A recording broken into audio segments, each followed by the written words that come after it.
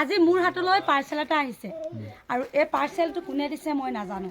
পৰহি দিনা ফোন কৰিলে ডুমডুমাত আছে বুলি আছে পাৰ্চেলটো লৈ যোৱাহি ক'লে। ডুমডুমালৈ যাব নোৱাৰিলোঁ কাৰণ আমাৰ শদিয়াৰ পৰা ডুমডুমালৈ 200 টকা গাড়ী ভাড়া। আৰু এই ফুল বলেনৰ এড্ৰেছটো দি আমাৰ গাঁৱৰ এড্ৰেছটো দি আৰু এয়া চাওক ফ্ৰম কে দি আৰু ফোন নাম্বাৰটো যোগে আজি মোলৈ প্ৰেৰণ কৰিছে। কি আছে আপোনালোকক খুলি দেখাওঁ আৰু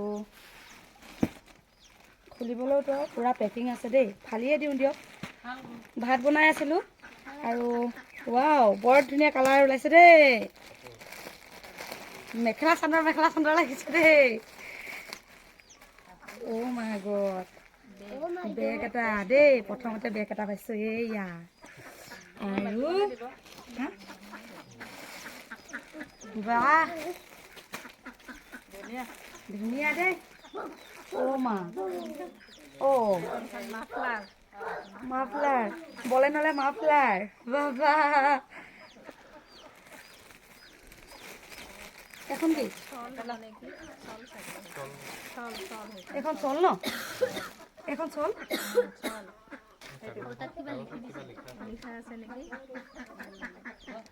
আৰু এয়া চাওক এইখন চল সিহঁতে যে মিচিংবিলাকে যে এনেকুৱাকৈ বান্ধি লয় সেইখন হয় ন।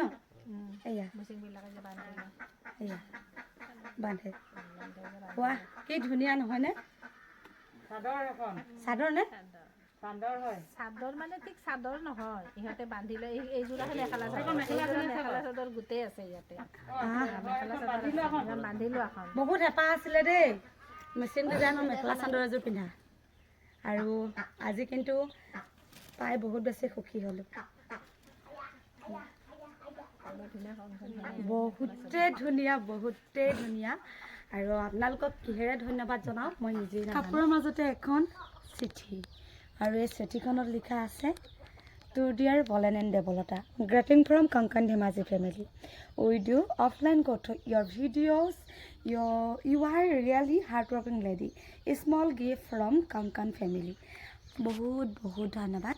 মই ইনষ্টাগ্ৰামত বহুত বেছি চাই থাকোঁ কাপোৰখিনি আৰু গমেই নাপালোঁ আপুনি যে কেতিয়া আমালৈ এইখিনি প্ৰেৰণ কৰিলে। ইমান ধুনীয়া এযোৰ কাপোৰ আৰু লগতে এইফালে বেগ, এফালে বলেনৰ কাৰণে কিমান ধুনীয়া লাগিছে নহয়নে।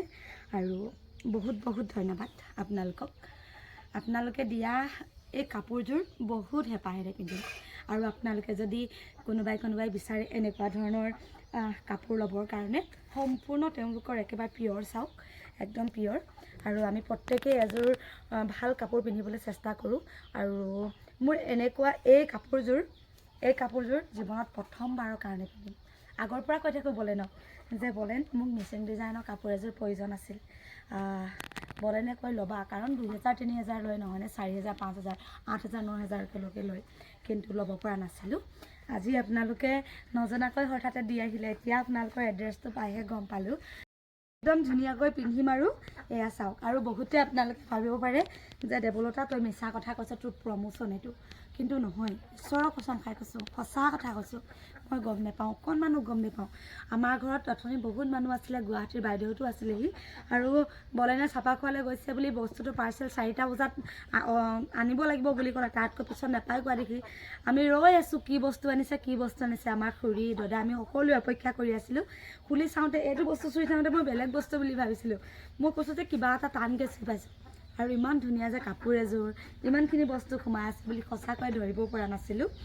আৰু কিছুমান মানুহে কয় যে তেজৰ সম্বন্ধ আৰু যিটো মনৰ সম্বন্ধ থাকে। আৰু আপোনাক বহুত ধন্যবাদ বাইদেউ। আপুনি ইমান দূৰৰ পৰা ইমান মৰমত মোলৈ একো মোক নজনোৱাকৈ, আপোনাক কেতিয়াও মই চিনি নাপাওঁ, আপুনি মোক কেতিয়াও চিনি নাপায় আৰু ভিডিঅ'ৰ দ্বাৰাহে আপুনি মোক দেখা পায়। তথাপিও যে আপুনি মোলৈ ইমান ধুনীয়া এটা উপহাৰ পঠোৱাৰ বাবে কোটি ধন্যবাদ।